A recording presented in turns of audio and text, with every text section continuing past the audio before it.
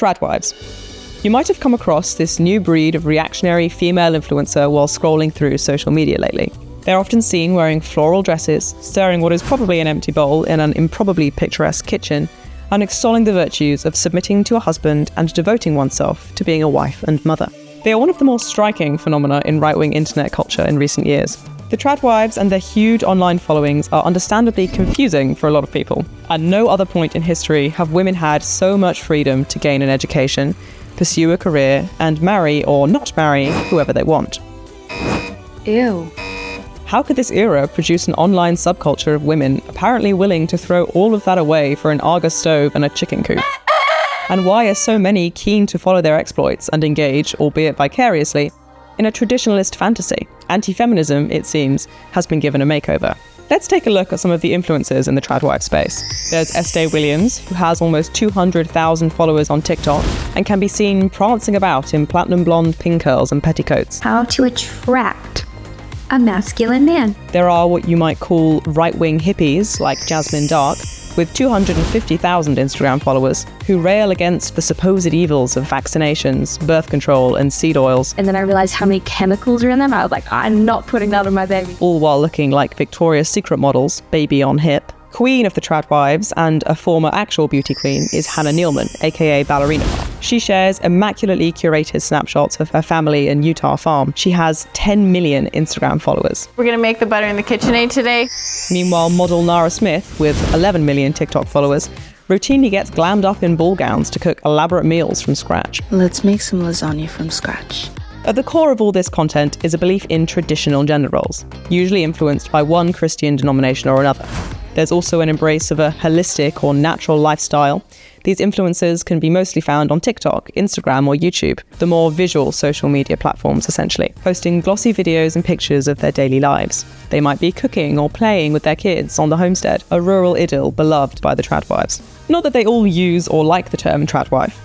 Hannah Nealman and Nara Smith, two of the more popular influencers, don't call themselves Tradwives at all, or explicitly promote their more subservient lifestyle. But it is pretty implicit. The takeaway is that women should put their husbands and their kids before their personal ambitions. Smith seemingly spends hours in the kitchen making Coca-Cola or goldfish crackers from scratch, purely because her husband is craving them. Other prominent Tradwives are happy to say the quiet part out loud. One of the first videos you see on Estee Williams' TikTok page is her explaining that it is a woman's duty to submit to their husbands and serve their husbands and family. Learn to cook, learn to clean, and learn how to host. Gwen the Milkmaid, an OnlyFans creator turned tradwife, sums up her worldview thus. If I wanted to destroy a generation of women, I'd tell them, the birth control pill is safe and effective, promiscuity is empowering, being just a stay-at-home mom is wasting your potential, aborting your baby is worth it to climb the corporate ladder. This sense of being lied to by feminism is a common refrain among the tradwife creators. These are all young women who grew up and came of age surrounded by a kind of lukewarm, liberal, girl-boss feminism, which came to dominate upper middle-class culture. Tell me, is it 1 in 4 marriages that end in divorce now, or 1 in 3? These women were told they could do anything and be anything they wanted, provided they weren't a stay-at-home mother. They imbibed a sense, they say, that marriage, kids, and homemaking were to be shunned and looked down upon as low status. This impression of what feminism has become is what they seem to be rebelling against. In this sense, the Tradwives are a countercultural movement. Where it was once against the grain for women to delay marriage and childbirth for the sake of their education or careers, doing so is now pretty much the norm.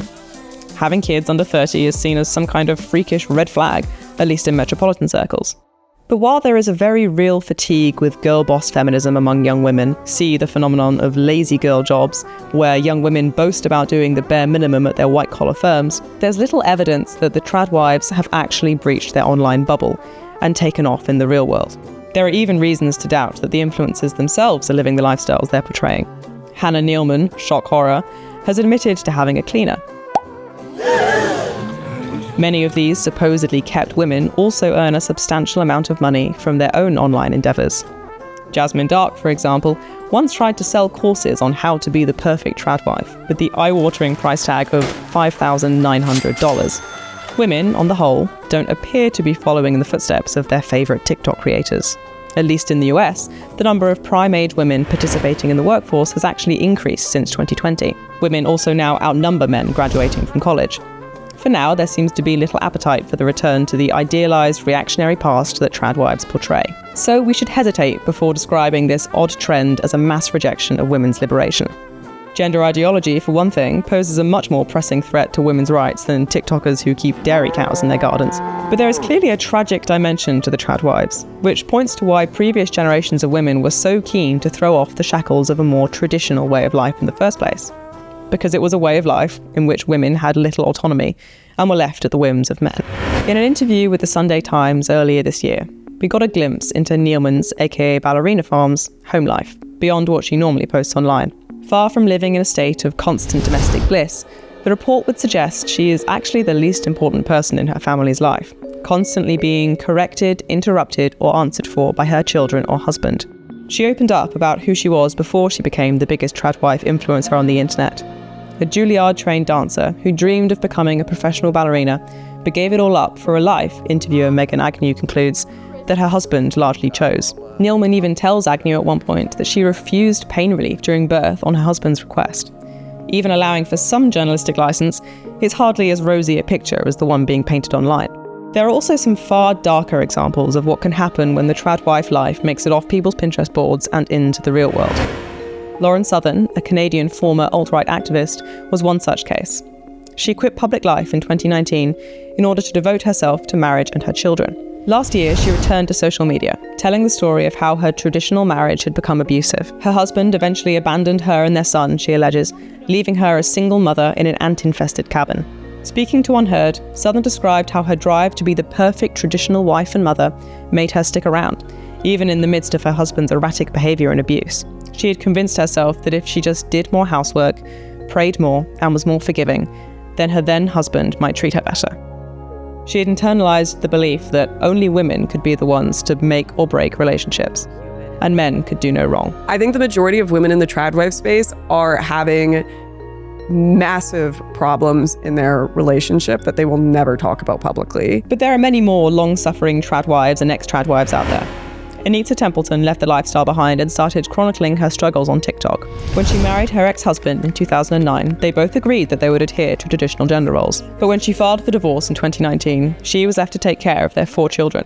By that point, she had no qualifications or recent work experience. She wrote the following caption for a video about her experiences, which has racked up more than 2 million views on TikTok. Imagine this.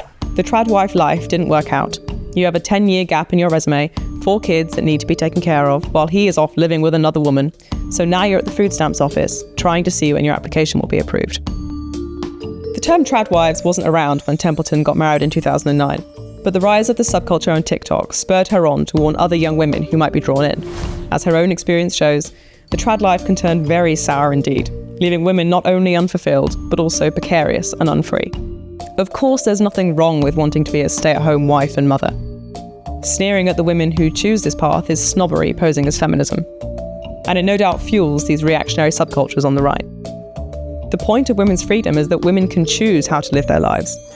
But, in its own cartoonish way, the rise of the tradwives reminds us of why earlier generations of women were so right to challenge the supposedly natural order of things in the first place.